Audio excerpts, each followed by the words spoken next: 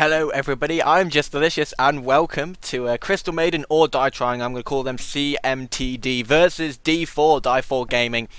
I think this is another Levitation Cup. Not entirely sure, but I'm casting for them anyway. And I've seen both of these guys play before. They're both really good teams. They both know exactly what they're doing. They're very to the meta, very standard as you would expect, but that's how you win most of your games. So we do expect a very good game out of this one. Keeper of the Light, Batrider already banned. All the bans kind of as you would expect. Nyx and Wisp also getting taken out at the early stage as well. Darkseer is going to be first picked by D4, which it gives away the Magnus to CMTD if they wanted to pick him up. It also gives away Chen as well as another hero that's come massively into the meta. As long as you can play him, he is one that that a lot of teams like to ban out and pick up very early because he is extremely strong at pushing towers in the early game. His Hand of God is very good in a team fight. You pick him up a mech, you pretty much have 2 mechs for a team fight on one hero, which is obviously absolutely insane amounts of burst heal that you can bring out. And it kind of, if the other team relies on this sort of big wombo sort of something just happened to my Twitch. Not entirely sure. But if the other team relies on this big sort of wombo tactic to try and take you out very quickly with high burst damage, Chen is one that just completely ruins that sort of strategy. But Magnus and Rubik are going to be picked up by CMTD. I don't expect either of these teams to really be looking for or going for that Chen. The next obvious picks up. There's still a lone druid there as well. Puck is going to get picked up by D4, and one of the strongest mid heroes in the game. Preferably they're going to be looking to get Puck up against Magnus, but of course Magnus can play on the off lane if you need them to, and if CMTD think that Magnus is going to have too hard a time against Puck, which will probably happen, they will swap Magnus off onto the off lane and pick someone up a little more suited to handling Puck in mid. Gyrocopter has been picked up by D4 as their last pick, one of the strongest carries in the game. And now I expect Crystal Maiden or Die Trying to maybe pick up their carry as well, because they do not want to get locked out of the good carries like Luna and Phantom Lancer, depending on which way they want to go, or even Sven, because if they get locked out of the ones that really go against the Gyrocopter, they're not going to have many options when it gets to the second pick stage. They're not going to be very happy about Gyrocopter versus a weak carry. When it gets to 30 plus minutes, the Gyrocopter's going to take over the game. He's going to be almost unstoppable, almost unkillable. But of course CMDT do know what they're doing, and I'm sure they do have a plan for this Gyrocopter. Lifesteal is there as well if they want to pick him, but they are going to go with the Druid. So they go with the lone Druid, one of those heroes that can carry. He can offlane. He's really good on the offlane, of course. But when he gets levels in the early game, he is very effective if he gets a very early entangle, because that can lead to a kill because of the amount of just the raw damage him and his bear do together. And then he can start getting items up when it gets to the mid-game. And the mid-game is really where he starts to build his items like his Mjolnirs and his armlets. And that's when he starts to influence the game, and that rolls on into the late game where he can become an absolute monster. With 12 slots available to him, he can really almost beat anyone. Of course, against Gyrocopter, it's going to be very difficult for him. But D4 taking no chances, getting rid of that Lifestealer. They do not want him coming up against weak supports such as Darkseer and Puck. I mean, Darkseer is quite good against Lifestealer anyway, because if Lifestealer tries to open wounds, he can just surge away. And Puck has nice escape, but you just don't want to be facing a raged Lifestealer in the middle of a fight, especially when most of your damage that D4 have right now is magic damage. The Puck and the Darkseer, the Gyrocopter's cooldown as well. And until Gyrocopter gets those big items in the late game, Lifestealer's going to walk over him. So a really nice ban by them. Shadow Demon getting taken out by CMDT. They do not want to see a very strong tri-lane that Shadow Demon can produce. Very good against heroes like Lone Druid. He can shut off the he can really shut people off very easily. Soul Catcher as well gets rid of the fact that Lone Druid is so ridiculously tanky, and he can be bursted down with the extra damage that Soul Catcher gives. So a nice ban again by CMDT. They really do not want to face that Shadow Demon with the lineup they have. D4 are looking for that kind of massive team fight. You can see it already, but CMDT do have the counter initiation. They have the Magnus with the RP. They have Rubik with whatever he can steal. Plus Telekinesis is just a really good spell on its own for counter initiating. If you can catch the right person and throw them into the crowd, you can really do a massive stun. Luna getting taken out by D4, another one of the hard carries. This is what we're talking about. They didn't pick up their hard carry, CMDT, so D4 are just going to be banning out all the ones that can go up against Gyrocopter, and Lifestealer and Luna are definitely the two best ones, and I probably expect them to ban out PL as well. Bane getting taken out, another very strong tri-lane hero. Very good against Lone Druid this time, being able to Nightmare the Bear and then ulti the actual Druid, or just Nightmaring the Bear while the Druid gets burst down is very nice. So another good ban by CMDT. Both these teams banning exactly how they should, getting rid of the heroes that really cause them the most problems. And I really do expect another hard carry to come out from D4 at this stage, because CMDT really do have the pick of the supports anyway. Banning out a support now really isn't going to hurt them. Lina is still there. Jakiro is still there. We still have Visage and we still have Crystal Maiden. These are all heroes that can really be used very effectively by CMDT. They're going to ban out the Disruptor. Sven taken out by D4 just as I was expecting, getting rid of that hard carry. They will have first pick of their support hero. Who's it going to be? Jakiro is probably the most likely. He's probably the best left in the pool. Him and Lina, are the two best supports left, I would say, and I expect D4 to be picking up one of those right now, and if they don't, of course, CMDT are going to be getting the pick of the supports on the back of that. I'd like to see CMDT draft Crystal Maiden.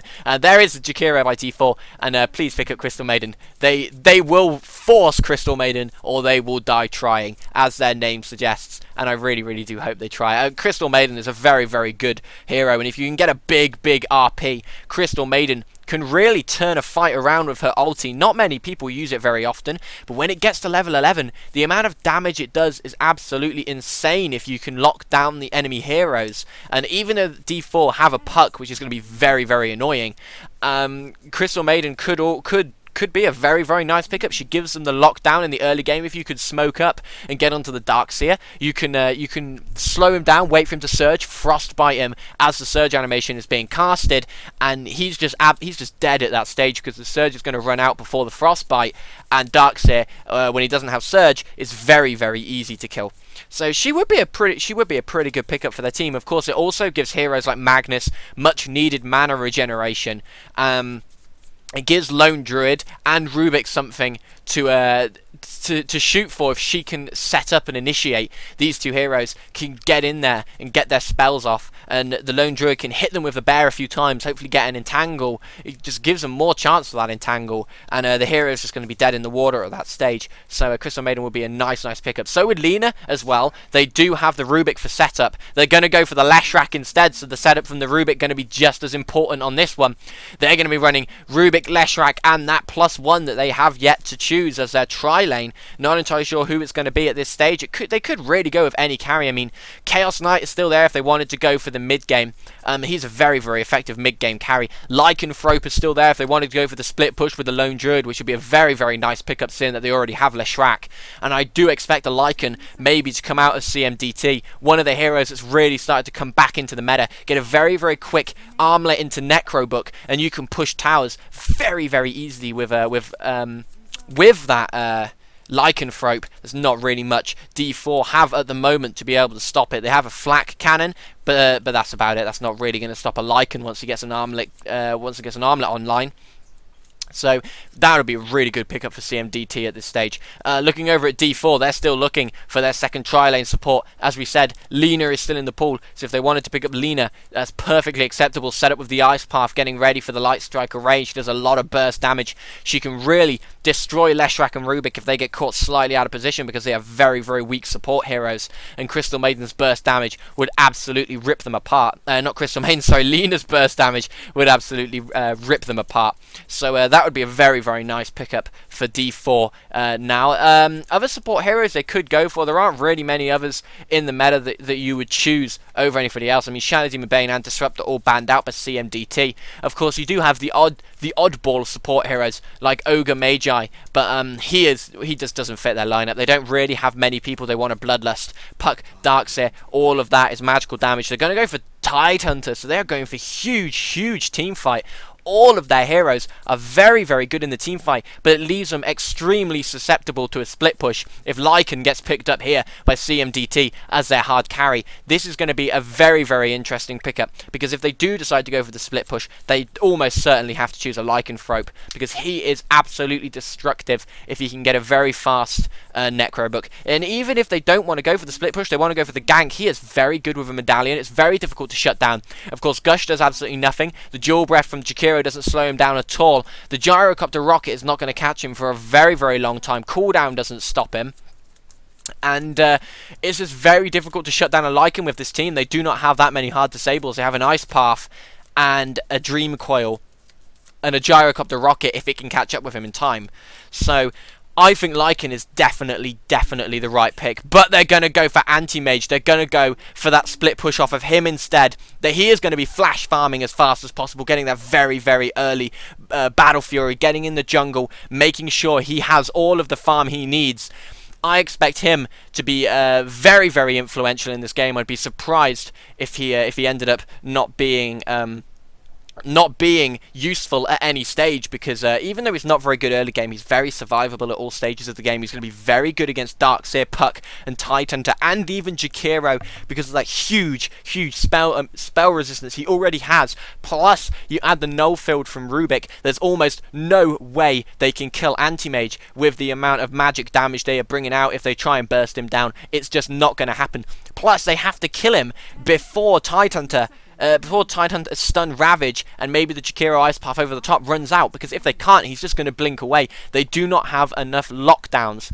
And Anti-Mage, a very nice pickup. I expect him to absolutely rule the mid game if they get a good start, but they need a good start. That's very important. They have to get a good start in this game.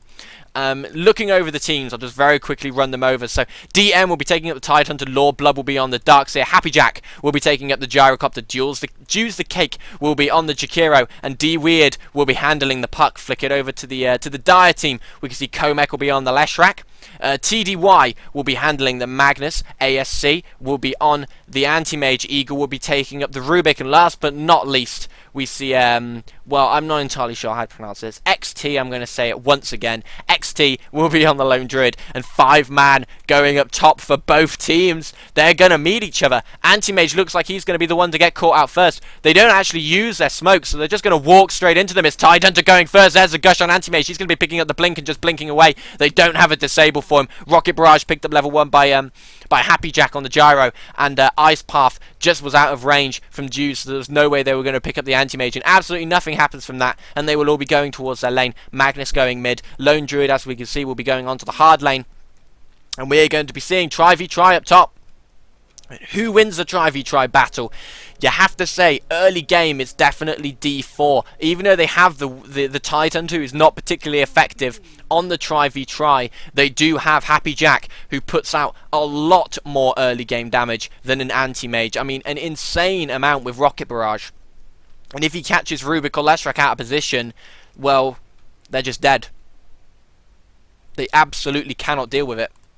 If they get locked down by an Ice Path, I don't think they're survivable enough to deal with the Gush plus the Rocket Barrage coming out from D4's tri lane. Of course, saying that, CMDT do not have a weak tri lane at all. They have Eagle on the Rubik, and they have Komek will be taking up the Leshrac, and both of these heroes are extremely strong in the tri lane. And if you can get a nice setup from the Rubik going into the Leshrac stun, they could quite easily pick off Jakiro. Of course, Tidehunter and Gyrocopter, I would say, are just a little bit too tanky. In fact, all of the heroes that D4 are bringing down to this tri lane are very tanky, so it is going to be very difficult to kill them in the early stages. You compare it to Leshrac and Rubik, who are so weak in the tri lane. I mean, Rubik has 1 armor and 500 HP. Leshrac, on the other hand, has 3 armor and 450 HP, so they are so easy to kill, especially with the amount of nuke that Gush brings down, 110 damage. You add in Rocket Barrage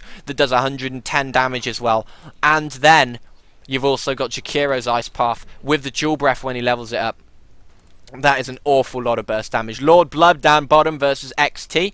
This is the famous Darkseer versus Lone Druid lane, where Lone Druid at the beginning, Lord Darkseer on Lord Blood at the beginning will absolutely start to dominate this lane. But as Lone Druid gets 1 or 2 more levels, he will come back into it, and he will be very, very good on this lane, because Lone Druids is too difficult to shut down. I'm not entirely sure why my Dota does that. I click on the minimap and it shoves it miles away. I don't know. Maybe it's just a little bit of lag. I'm not entirely sure. But either way, this tri-lane going okay. I mean, Anti-Mage 3-1 versus Gyro 7-2. So Gyrocopter having a much, much better time down here. We look at bottom, and we can see that the one who's having the better time is definitely the Lone Druid. 9-3 versus 10-1 on the Darkseer, plus Darkseer has now pushed the wave all the way down, so Lone Druid's going to be catching up and overtaking probably very, very shortly. And there he goes, he does actually overtake in CS. So now Lone Druid is going to start to dominate the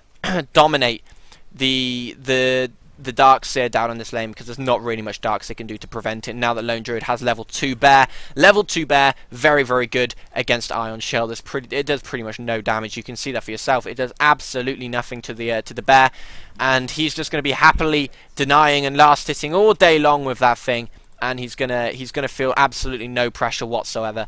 Anti-Mage, on the other hand, feeling a lot of pressure. He's very, very weak, and he is taking an awful lot of damage. DM just continually gushing him to make sure he does not have enough HP to get into the lane. And I'm very surprised Flak Cannon hasn't been picked up by Happy Jack, because that would rip through these supports at the early stage. Absolutely rip through them. I mean, there's pretty much no way that these are going to be able to survive against just lots and lots of Flak Cannon shots coming off at them. They're going to have to use all of their regen very, very early, and that does set up the Jakiro and the Tidehunter to maybe just get themselves a kill when one of the heroes are particularly weak. Magnus versus Puck in mid, not something we've talked about yet. Magnus 13-4 versus 15-6 on Puck. So about equal. Magnus having the better of the lane. D-Weird being able to just jump away and phase shift out of all of the shockwaves that come at him. And Puck will probably have the better of the lane. Although, saying that, Magnus and Puck are about equal on XP. And yeah, they're about equal on farms, so doing very, very well. Magnus to stay up with Puck. The double damage rune is, of course, going to help him an awful lot. Not really much happening at this early stage. Again, just both teams content and letting the carries farm. They don't want to get out of position. They don't want to give away a free kill by trying to engage somewhere and trying to force it where maybe it wasn't on. Happy Jack still hasn't picked up Flat Cannon. He's still not level 3. He's about to hit level 3. One more creep will get there. Will get it there for him if we compare it to the other side. Anti-Mage has hit level 3. Comac still level 2, and Rubik still level 2 as well. So they're doing very, very slightly better XP wise, but that doesn't really mean anything at this early stage. I mean, Gyrocopter now level 3. Probably pick up Flat Cannon to make sure he can put down the supports. No, he gets another in Rocket Barrage. Now, seeing that they're not being aggressive whatsoever down on this lane, they're not looking for the Ice Path kills. Why put so much into Rocket Barrage? You're just not using it. You're just sat there. It's just a complete waste at this stage. It's not being put into anything. It's not doing anything. And now maybe the kill down on Rubik. There goes the Ice Path. Rocket Barrage level 2 is going to get popped. Eagle looks like he could be first blood. No, a fantastic telekinesis keeps him alive. And he pops the pot to survive against this this rocket that's coming his way. And what a fantastic telekinesis to actually keep himself alive. He looked like he was dead in the water, but he managed to get it off at the right time. He stunned everybody on the tri lane, and that just kept him alive, being able to survive against the Anchor Smash and Tidehunter that would have certainly killed him off. Fantastic play by Eagle, their captain. As you would expect, as we always see coming out from him, actually, he's always a fantastic player. And there's Leshrak just wanting to pop the clarity away on Happy Jack, but he's not going to be too concerned about that. He's got enough mana to cast both of his spells now. Anyway, and I expect him, now that he's gone so heavily in the Rocket Barrage, to just keep leveling that at every opportunity. Of course, he's probably going to pick a Flat Cannon at the next level and then start spamming it, because that's what he needs to do. He needs to spam it. He needs to get supports low. Now, imagine if Rubik had taken 1 or 2 shots off of a Flat Cannon before that fight had started. He was dead.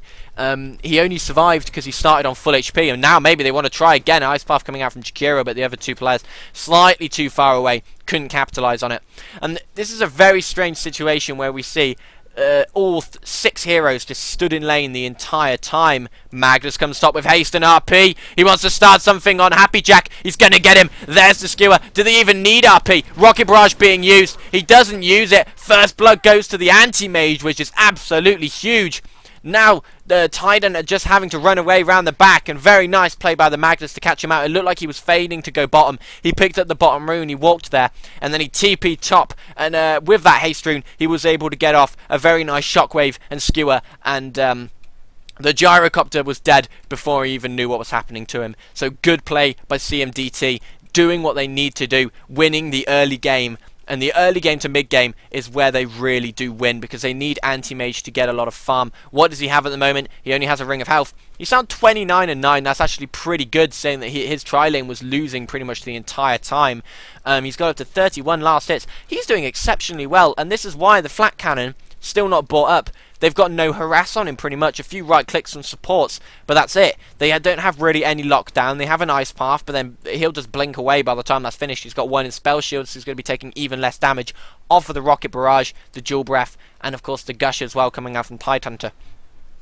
And Anti-Mage has pretty much just got free farm down here as much as he wants it, because they don't have enough to stop him on the tri-lane, and this tri-lane's starting to come back at it. He's picked up his boots of speed. He actually went into a poor man's shield before he decided to rush his Battle Fury. Maybe that shows his intentions not to rush Battle Fury in this game, because it's going to maybe be a little bit too late. Actually, he's going to have his Perseverance up pretty damn soon. I mean, he can have it up now if he really wants to go and get it. So he's going to have actually maybe quite a quick one. And Lord Blood down at bottom maybe wants to start something on XT. Nothing going to happen. He's looking for an entangle. He actually gets one right at the end as he backs off. And maybe if he'd stuck on that one, Darkseer would have died because he was only on 200 HP. A few more right clicks would have absolutely got the kill. Coming down bottom, D-Weird doesn't have a rune. Oh, he's feigning it as well. He's doing what the Magnus did. He's actually coming top after going bottom in case they had a ward to spot him out. And now he's just going to come straight in, latch on the anti-mage. Immediately there's the Dream Coil. He's going to blink away. He's going to get stunned. They don't have enough to back it up. Anti-mage gets away scot-free. And this is what we're talking about. Not enough lockdown for the anti-mage. Very, very nice pickup getting him as early as the last pick. Because what can they do to stop him? He's just going to blink away from anything they throw down. Puck comes up and completely wastes the ulti. Now they maybe want the anti-mage again. They're looking for him underneath the tower still. Flat Cannon actually brought up now. Finally, the rocket's been used on anti-mage, but no Jakiro Ice Path being used. They didn't feel like they needed to. They are just going to push this tower while they have the Puck up in support. And Puck just showing her face to make sure they know that she's there. But again, the Lightning Storm just pulls the wave past tower. They can't initiate. They can't go down for it. And Anti-Mage just picks up more and more last hits. Now on 40 and 10 versus the 30 and 5 of Gyrocopter. They are dominating this tri-lane at this stage. Down goes the Ice Path. Does catch out Comek, but they have absolutely nothing to back it up with. Here comes Magnus. Magnus has RP again. He really wants to start something. If any of them are slightly out of position, they're going to go onto this with the Rubik Telekinesis. Gyrocopter is slightly out of position. Magnus decides to go all the way around the back. Is he going to catch anyone? The ward is going to show him up. They know he's there. They have to play very, very carefully now. I don't think they saw him. Now they've seen him. Surely they're going to run. They are all trying to run. But here comes Rubik with the telekinesis. Magnus has gone all the way around the back. Here comes the skewer. He didn't use it. The Ice Path actually hits. They're going to be picking up Jakiro for that one. So they do get a Jakiro. Magnus gets the last hit. The other two get away. Importantly, the Gyrocopter gets away. But he is getting dominated now. Anti-Mage a level ahead of him. Almost 2 levels ahead of him. They can't leave this tri-lane. Puck is just not being effective against this team. The mobility of Anti-Mage is completely nullifying Puck's Dream Coil and Puck's burst damage. She cannot get him. There's just absolutely nothing that Puck can do. And now TMD comes in mid, maybe trying the RP. Doesn't feel like there's time to go for it. Phase Shifter was up as soon as the animation would have been seen. The Phase Shift would have been popped, would have dodged it. Or at least that's what D-Weird is hoping for. If Magnus can maybe get a little bit more mana, he's going to go for a kill here, because Puck is not on a lot of HP. If he has mana for RP and Shockwave, he's going to definitely go for this one. He's going to look bottom. He's going to get an Invis rune. That's a huge rune down at bottom. It's still Lord Blood versus the Lone Druid. Just as we were saying, Lone Druid now absolutely starting to throttle this lane. He's at 58 and 10 versus the 54 and 2 of the Darkseer. So he's got a lot more denies. That's going to give him a level advantage, and that's what he uses the most to try and get to try and beat this Darkseer in lane. He needs the level advantage. Oh, Magnus spotted out Lord Blood. He's just used his Soul Ring. There's the RP. They're going to be getting the kill. One Shockwave will definitely get it. Magnus gets the last hit once again. He is really playing very, very well, rotating down to all the lanes, picking up the perfect runes at the perfect time. And it's going so well for CMDT. They're really winning this early game, which is just what they need to do. Because late game, D4 do win. The Gyro does outcarry an Anti-Mage. But if they don't let it get there, if Anti-Mage can pick up a quick Battle Fury, he is going to start to dominate instead. Oh, Dews is looking for it. Actually, Eagle's the one there looking for it. So is Komek. They really want to try and get a Telekinesis off. Is he going to go for the Telekinesis? No, the Ice Path's actually going to be thrown on him. And they're both going to get caught by a great Leshrac stun. Down goes the Telekinesis. They're going to be picking up the Leshrac again. The Jakiro again, sorry. Who is it that gets it this time? It is Anti-Mage. Komek actually pops the Edict to try and pick it up. But fantastic play by Leshrac with the double stun, not only to keep Eagle alive, but to make sure that they got another kill. And once again, it's on the Jakiro. He is 0 for 2 at this stage, and that's how badly this Trident is getting beat. Down at bottom, Lord Blood having a horrible time against this bear of Lone Druid, who is absolutely destroying him on lane now. Now that we've moved a little bit closer in, I mean, if we have a look, he's level 10, Lord Blood's still level 9, but he is taking an awful lot of harass just off of the bear, and the bear's almost unkillable for Lord Blood. Lord Blood has gone straight into Vacuum and Iron Shell. It only feels like he needs one in Surge to be able to survive against this lane. Maybe a little bit aggressive. I would at least put 2 points into that, give himself an extra 1.5 seconds of full movement speed. And D4 needs to shake it up. They know they need to shake it up. They're going top for the gank. They have 3 heroes rotating into the jungle. They're actually going mid for Mag. This could be a mistake. He has RP up in 10. Oh, but he doesn't have it up yet. Round goes the Puck. Now Magnus knows. Nice silence. Nice Ice Path. They're going to be picking him up. DM is surely going to be the one to get the kill. No, it's Gyrocopter who does get it. The Gush wasn't used. Oh, the Gush was used earlier, sorry. So the one more right click from the Gyro does get it. Lord Blood down at bottom. There's the Entangle. It's just going to keep getting harassed down. Although XT taking an awful lot of damage, but he has Tranquil, so he can just heal himself back up. Unlike Darkseer, who's just got flat boots of speed, just cannot get any heal whatsoever. And pulling ahead all the time, Lone Druid at top, who is the highest farmer in the game. If we check net worth, we can see Anti-Mage the highest net worth because of the kills, and he's nearly finished his Battle Fury at about 15 minutes. He only needs 2 more last hits, so he's going to be getting them probably off of this wave, I would expect. There's one, and here comes the other. So Anti-Mage now has his Battle Fury, and that is massive in this game. Getting it very, very early. Now he can get into the jungle. He actually got it at the same time as DeWeird. Got enough just for a Blink Dagger and didn't even go for the boots. So Anti-Mage having a lovely time in pretty much all of the parts. And this is how badly Lone Druid... this is how much Lone Druid is winning at bottom. Sorry, they've actually rotated DM down as well on the Tide. They need to shut down Lone Druid, but they can't. He's on 5,400 gold. He now uses his Tranquils to bottle back up. His bear's going to go back to base, just regen himself. Then he's going to get recalled.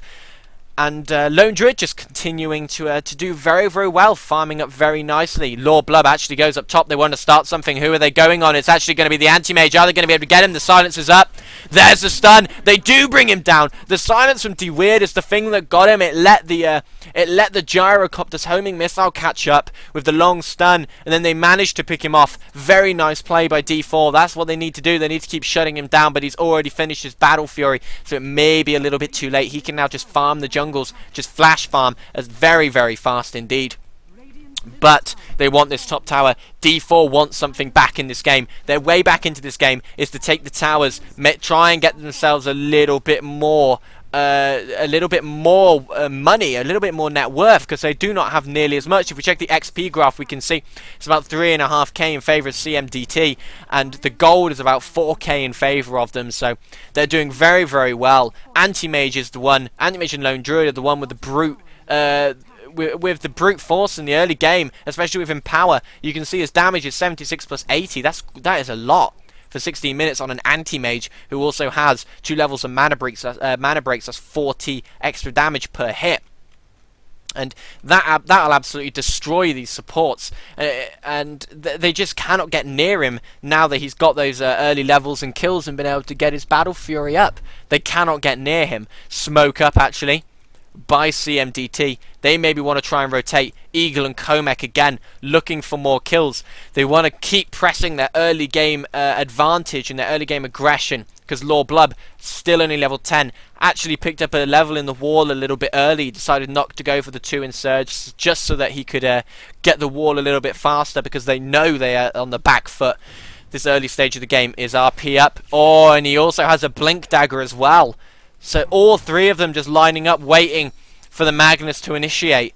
And as soon as he does, they're all going to dive in. The Leshrac stunned to follow up. Down at bottom. Oh, Happy Jack gets taken out by Lone Druid solo. Now someone's teleporting in to try and help. It's D-Weird. Has Dream Coil. Doesn't really have the mana to use it. Doesn't have any follow-up after that. None of the rest of the team are down. And Happy Jack does fall solo to the Lone Druid. Just what we were talking about. Lone Druid gets his levels. That's where his damage comes from early game. Then he starts to pick up these items. And he's picked up his Mjolnir. But now they want the Weird. But the amount of damage this bear is doing just forces him off. He couldn't get the Dream Coil up. Now TDY and Komek, sorry, I apologise for that, teleport up to top. They still do have the reverse polarity. They have the Split Earth on level 2. They have 2 in Lightning Storm and 2 in Edict, so he's going for the 2-2-2 build, ignoring the ult, of course, not really maxing anything out, just going for more versatile damage. Oh, TDY is looking to set up a perfect reverse polarity. All he needs to do is catch 1 or 2. They do have a level 6 Tidehunter though, and the entire game just froze then. Not entirely sure why, and it just looks like CMTD and D4 are just going to keep backing off from each other. They want the bear, they want to try and bring it down, but it's way too tanky. It's a level 7 bear. It is very tanky at this early stage on 2.7k of HP. Are they going to try and initiate? Down goes the Shockwave. He doesn't have enough for Blink and RP now. But Lord Blub gets caught by the Entangle underneath the tower. He does manage to get away. In comes D-Weird with the silence. While this is happening though, Anti-Mage is just farming up top with the split push, just what we were talking about, and it forces D4 to back off. They have to defend this tower. ASC is just completely free farming this lane. Puck does have the blink. He's got to be careful. He's going to get dropped. Oh, he was way in over his head. Why he was trying to take out this wave when he knew the TP support was coming, he could see it underneath the tower. I don't quite know why he stayed there. If he just backed off, then it would have given them room to take this top tower anyway, and he wouldn't have died for it. Down goes the top tower. The creeps get the last hits. That's not really going to go to anyone, but they're not going to mind too much. Split push working absolutely brilliantly. They just couldn't engage to the top because they were fearful of the big RP coming out from TDY on the counter initiation, and while that was happening, Anti-Mage managed to walk it all the way up to their base. So he finishes up his boots. He's got Blade of Alacrity and Band of Elvenskin. He's nearly got his Yasha as well after 19 minutes. His farm is incredible. He's 131 for 24. Plus he's 2-2-1 when it comes down to kills. He's just going to get into the jungle, keep flash farming, make sure he's got as much gold as possible, make sure he gets those items for about 25-30 minutes. If he can get, I'm going to say, if he can build up most of a Heart of Tarask by 26 minutes, this team has won. It just depends on how fast this Anti-Mage can farm.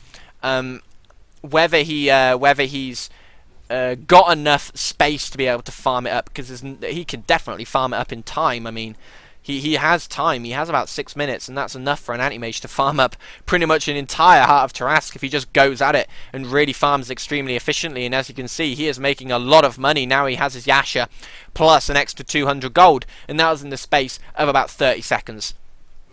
So he is doing exceptionally. Down at bottom, though, they do catch free out with the RP. Here comes the skewer. No, it doesn't hit. DM tries to walk away. He doesn't have mana for the Ravage. TDY taking a lot of HP. Down goes the Telekinesis. He now pops the Invis. He wants to go back in. One Shockwave will take out Lord Blood, but he doesn't quite feel like he has the position to do it. He backs off. Eagle saving his life with a very nice telekinesis to be able to make sure that he can get away in time, and round the back the rest of D4 just come back at it. So it's nothing really happened there. It looked like a fight was going to break out, but again Nothing came of it, and Anti-Mage now on 800 gold on top of his Yasha.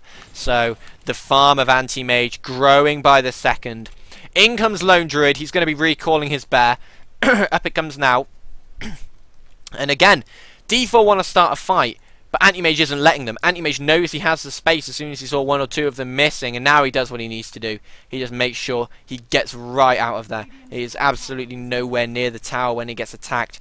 The tower looks like it's going to come down. While this is happening, the rest of CMDT can just farm up the lanes. And there's the deny by the Jakiro. Anti-Mage blinks out. He goes to keep farming. Band of Elverskin recipe and Manta style brought up. He's going for a quick Manta. So he's not going to go for the heart. He's going to go for Manta style first to give him more split push power as opposed to survivability. And he'll be picking up his heart probably after that. He actually blinks in just to stack this camp. That was pretty nice play. Is it going to stack? Yes, it is. So we get even more farm for the Anti-Mage.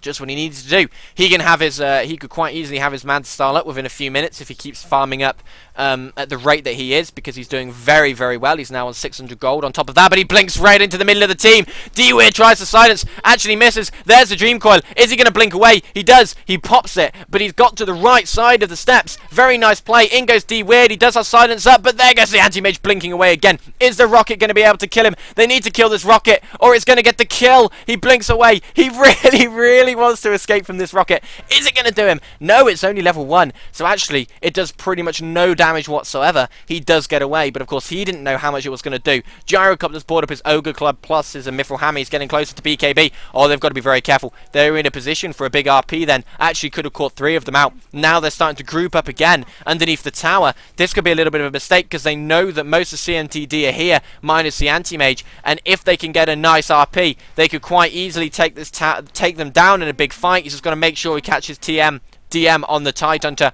They're just going to let this tower fall. They're not going to bother defending it. Oh, they're going after. They only catch Happy Jack with that. But the skewer comes back. In goes the big Ravage from the Tidehunter. They take 3 of them out. Down goes Happy Jack's big ultimate. The cooldown. Triple kill for Dudes with the Macro Pyre. Very, very nice play. Now ASC has to back off. They initiated when the time wasn't right. They had the option to initiate underneath the tower. They chose not to. They waited for the tower to fall. Then they went in. And the RP only caught 1. And that's not what you want to do. We were talking about they need to catch the Ravage with the RP, or the team is just going to die. And not only did they lose a big team fight 4-1, but they also lose 2 towers as well, as this mid tower is definitely going to be falling. There's something weird with Tidehunter's animation. He's only doing half of an attack animation at half speed as opposed to a full one at normal speed. Not sure what's going on there. Anti-Mage continues to farm. He's nearly got his Manta style up now. He's only about 400 gold off, so he's just going to keep farming these creeps. He's going to have it very, very shortly. Regen bottled on the puck actually, so he's going to be able to engage in the next fight and really pop everything and then walk out, regen up, come back in, pop all the burst damage again. That is huge in a big team fight. And Anti-Mage will have the Manta style up now. So he has finished his Manta style at 24 minutes. And this is what we're talking about. If he hadn't died, and if that team fight hadn't happened, so he could just have pure free farm instead, imagine how fast he would have got that Manta style. Imagine what he'd have now. He'd be well on the way to his next big item if all of that hadn't happened, because that wasted a good 2 minutes of his farm. And he is doing exceptional. I mean, Anti-Mage, we all know he is the greatest flash farmer in the game. He farms faster than anyone, and he is really showing it now. He's finished up his Manta. He's going to be looking towards that huge split push. They can't leave him alone for even a few seconds, or he will be taking their racks.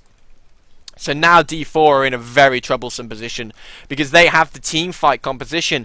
They need to engage in these big fights, but CMDT do not. CMDT can sit back, they can split push, they can just defend the tower with 4. Seeing that they have Lone Druid, it counts as 5, while Anti-Mage pushes another lane, makes sure that they have the space.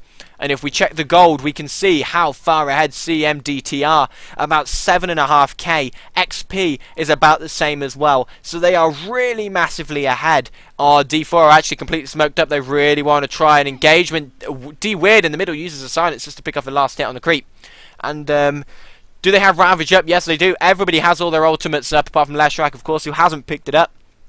They really want to try and engage. They're all smoked up. They think Anti-Mage is farming the Ancients. They wouldn't be too wrong, actually, because Anti-Mage is farming the Ancients.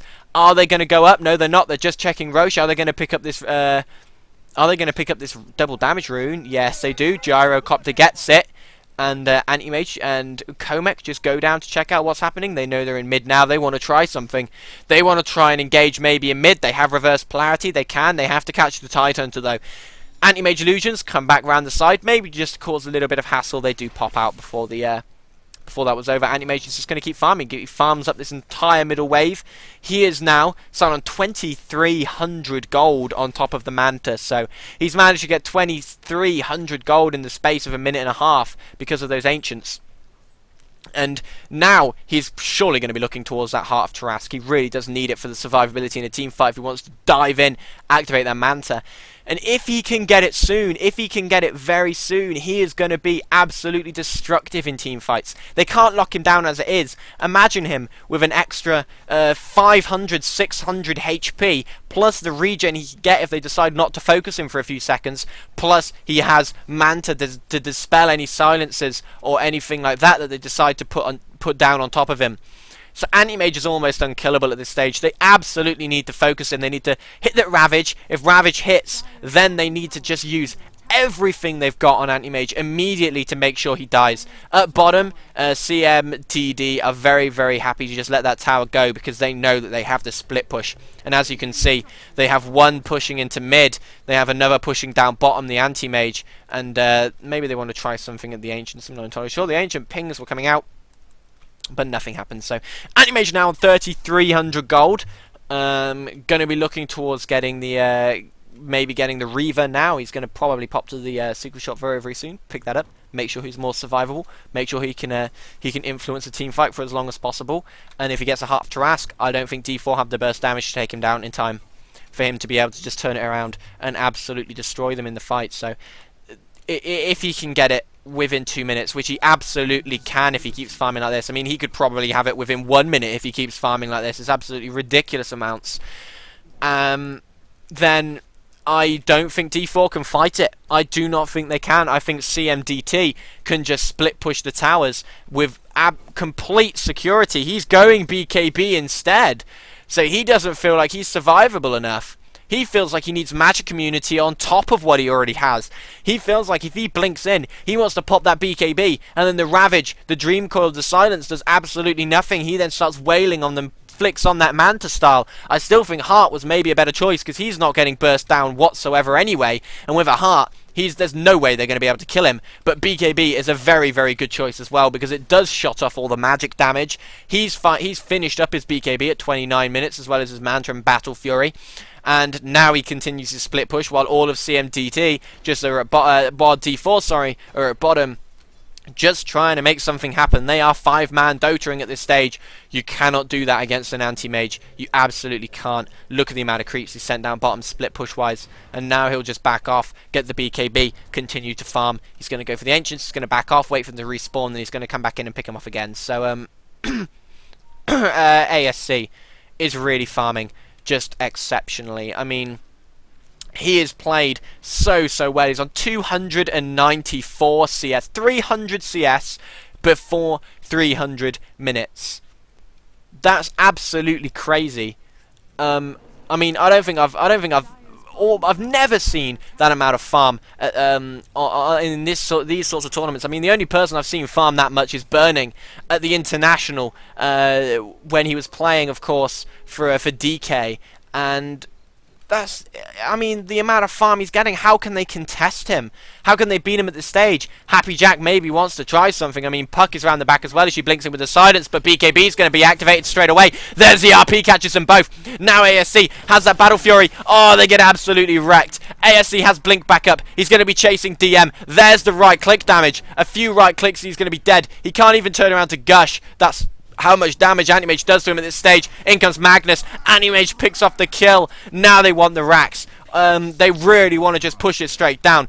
Are the buybacks up on D4? If we quickly check, we can see that they... Oh, Tidehunter has buyback. Puck Does not, and nor does the gyro. So now is the time for them to push, and they know it. They're going to go all the way down bottom. They just can't beat this anti-mage now. I mean, he's got too much farm too early on. He's sitting at 17k net worth at 31 minutes. What can they do? What can D4 do to stop him just sending up illusions and taking the base? Because even his illusions do so much damage at this stage. CMDT actually back off completely. They don't want it. They want Roshan.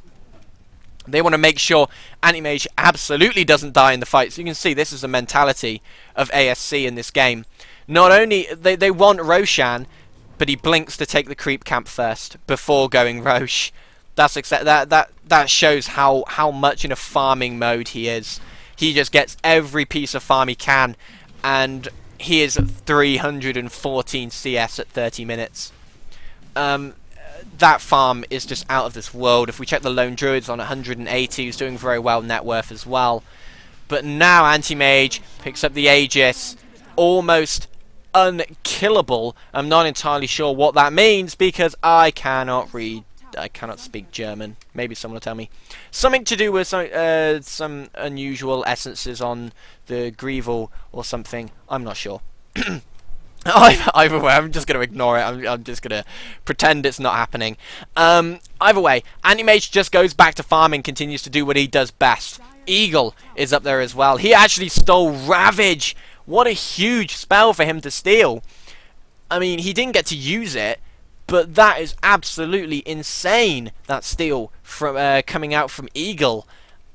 He's played so well support this game on this Rubik. He has really set up a lot of their kills. He has been the man just pulling the strings behind this Anti-Mage being allowed to get space.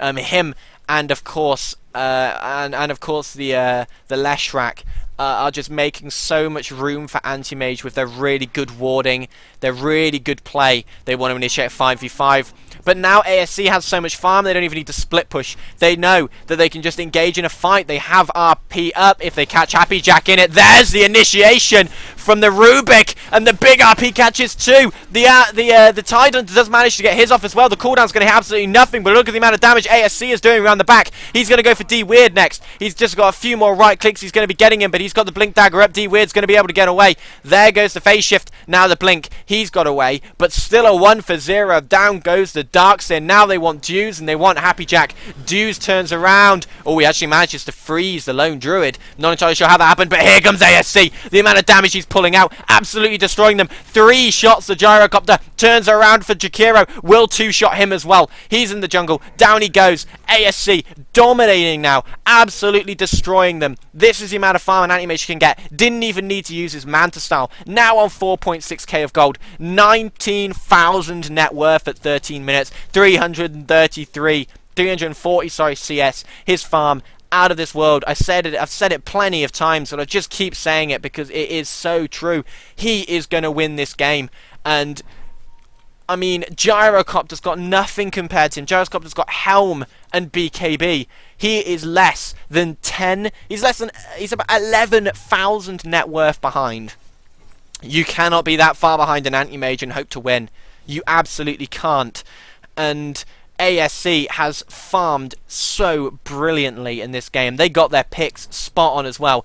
Do not take anything away from Eagle's drafting, because he drafted perfectly. He knew what D4 were doing right from the off, and the Lone Druid pickup has really given them a lot of space. It's given them that split push, and going for that last pick Anti-Mage was absolutely inspired by Eagle. He knew they didn't have the lockdown or the strength to really fight him, and here he goes on Juice. He's got a haste rune. He's going to try and dodge the ice path. He doesn't, but the haste rune is going to give him enough space to try and catch up. He actually just blinks out and goes back to farming. He goes back to doing what Anti-Mage does best.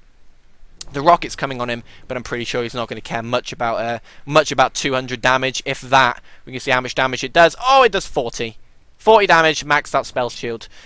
Literally nothing. Happy Jack still only has 1 level in the homing missile, so it just did pretty much no damage whatsoever to Anti-Mage, and now he just continues to farm, goes back to it. 363 CS now, 6k gold. What could he go for? He could just buy up an entire butterfly if he wanted to. Then I don't think Gyrocopter can stop him.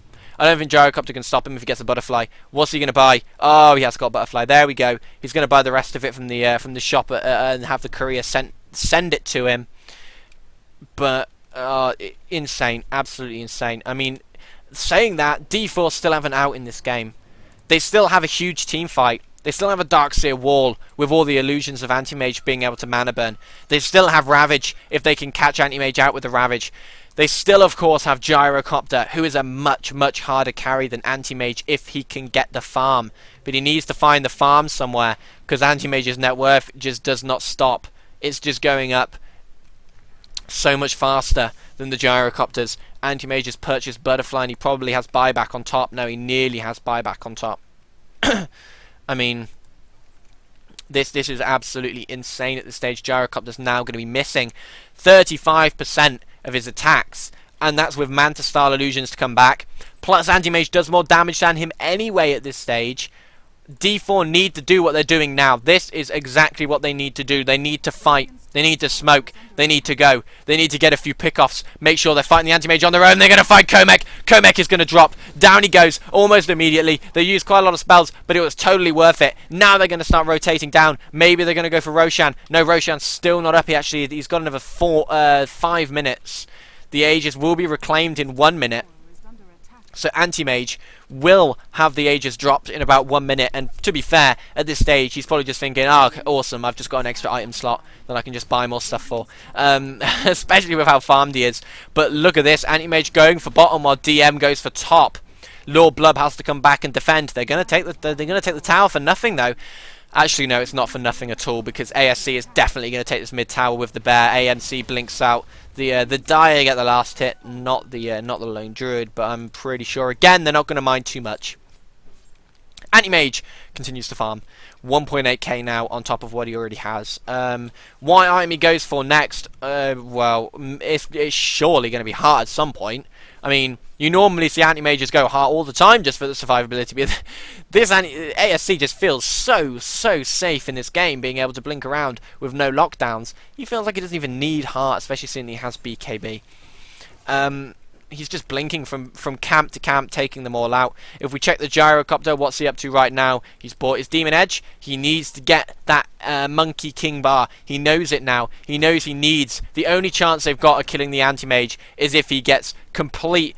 Every single shot that he fires hits him. He cannot afford to miss. Aegis has been reclaimed. Anti-Mage on 3k of gold. And he has Butterfly, Battle Fury, and Manta, of course, with the BKB, so that's very survivable Anti-Mage at this stage. Actually, not very survivable, just a hell of a lot of damage. You can't really call it survivability, but I don't think he really needs survivability. He'll kill them before they kill him. So that's all he needs to do. He just needs to make sure that that is exactly what happens. D4 are only 1 tower behind, so they're not out of this game, but they need to try and get this Anti-Mage. They need to try and keep killing him, getting him down, but they are not giving them the room to do it. You can see all of CMDT playing very nicely in their jungle, making sure that there is no way D4 can get near this Anti-Mage. D4 thought about blinking in, saw that Tidehunter was coming, and he's just going to send up his Manta-style illusions. No, he's going to go for it. ASC feels like he can get the tower. He does. Now he blinks out. Tower, that is huge at this stage. Look at the illusions! They're going to kill Jakiro on their own. That is insane amounts of damage that Anti-Mage is bringing out. That his Manta-style illusions can solo heroes at this stage. I mean, and he's got another 4.9k, so he can buy another item on top of what he's already got. There's just almost no stopping this player. He's farming so fantastically, and you know how well an Anti-Mage is farmed. If in a 40-minute game, he is still the hardest carry on the battlefield. That just shows how well he's been farming. Gyro cannot get near him. Gyro still hasn't got enough to build up his javelin. One of his javelins to try and make that Demon Edge. And while he's just trying to find the farm, Anti-Mage is trying to find another huge item, and he's almost found it. So he's feeling so confident. He's farming up the Dire jungle. You can see 5-man from D4 going top.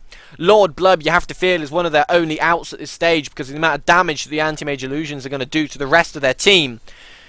But D4 really want to take this top tower, but it's going to be the expense of their mid tier 4, tier 3. They need to pull back. Here they come. Anti-Mage's illusions are just going to do the rest of the damage to the tower. They're going to try and kill it just with the illusions. Are they going to get it? Oh, look at how tanky they are. They cannot kill them. In goes TDY. Huge RP. Catches 2. Lord Blub plus the gyro go down immediately. ASC now going to be looking for this tower. They don't have buyback, I don't think. Neither of them really have enough money. Oh, I think the buyback might be on the gyro. Jakiro gets caught slightly out of position. ASC blinks up top, wants these racks while the middle ones are getting taken. The amount of damage he's doing, he's absolutely ripping through them. Jakiro buys back, so does the gyro. Darkseer can't. In goes Ravage. Here comes the wall. No, the wall's down. Of course, Darkseer is dead. TDY pops the BKB. He wants to go for him. The amount of damage ASC is doing around the back, absolutely wrecking them. He's not lost any of his hit points pretty much. They do kill the gyrocopter once again. Now they're going to be looking for their racks. And there are the GGs. They cannot contest the amount of team fight. The anti-mage, they cannot beat him. GG, well played. Anti-mage being called. They know he is the one that has absolutely destroyed them in this game. 29,000 net worth, 466 CS at 42 minutes. He has got more than 10 CS a minute, of course, because he can just blink around the jungle. But he has been relentless in his farm. Oh, Puck actually gets a little bit of a killer. Sneaky kill on the Rubik right at the end. But the GGs have already been called. Very, very well played by both teams. But you cannot beat an anti-mage who is this farmed. You cannot beat him. He gets another kill. He goes for the tower. And just fantastic play by CMDT. They did just what they needed to do right from the off. They had such a good early game. They really limited D4's levels and farm, so they couldn't get their team fight up and running in time. And that is how you beat a team that relies on Darkseer, Gyro and Puck and Tide for the big team fight initiations, for the big 5v5s. That's how you beat them. You pick anti-mage, you pick lone druid, you push 2 lanes at once, you force them back, you rinse, you repeat, anti-mage gets farmed, and that is game over. Hopefully you've enjoyed this as much as I have. This has been an absolute fantastic game, and really showcasing the strength of anti-mage in a split push sort of lineup. I have been Just Delicious. Hopefully you'll favourite or like our channel or whatever you do on Twitch. I'm not entirely sure. Subscribe. I don't know. Something like that. But hopefully you'll do that anyway. Hopefully we'll also see you all very, very soon. I'm going to be streaming an awful lot this weekend. I've got 3 tournaments starting this weekend. The XLO Cup, another Levitation Cup coming out from, or Leviathan Cup coming out. I can't remember what it's called. Oh, I can't remember what it's called. Brain fart.